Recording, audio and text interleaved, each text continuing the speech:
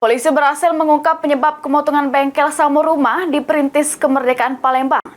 Sesudah tim Lab 4 melakukan identifikasi, polisi menyebut dikarenakan ke korsleting listrik. Kebakaran Jalan Perintis Kemerdekaan. Jalan Perintis Kemerdekaan kebakaran. Polisi melakukan identifikasi dengan nurun ke tim laboratorium forensik. Sesudah peristiwa kemotongan bengkel sekaligus rumah yang newas ketiga penghuni rumah untuk mencari tahu penyebab kemotongan. Hasilnya, Kapolres Sabes Palembang Kombes Pol Haryo Sugartono jelaskan, penyebab peristiwa tersebut karena korsleting listrik di ruang tengah antara rumah dengan bengkel. Ditambah lagi, kondisi di jero bengkel banyak sepeda motor yang nyebab ke api dengan cepat membesar. Kemudian desain bangunan yang cuma dosiko akses keluar masuk jadi penyebab utama ketiga korban terjebak di jero rumah sehingga tidak bisa metu nyelamatkan diri.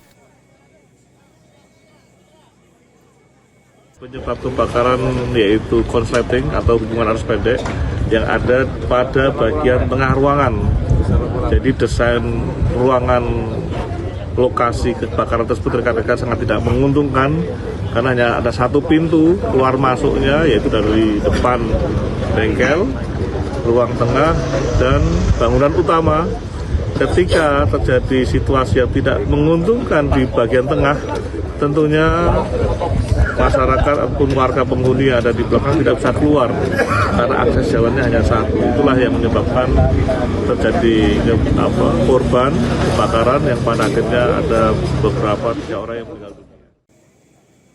Diketahui korban yang tewas tepanggang Betino Galo, Rohani 55 tahun bini pemilik bengkel, Lydia Puspitasari 20 tahun keponaan Rohani, serta Mega Monika 23 tahun anak Rohani.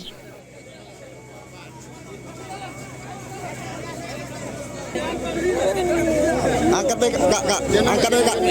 bega, angkat bega.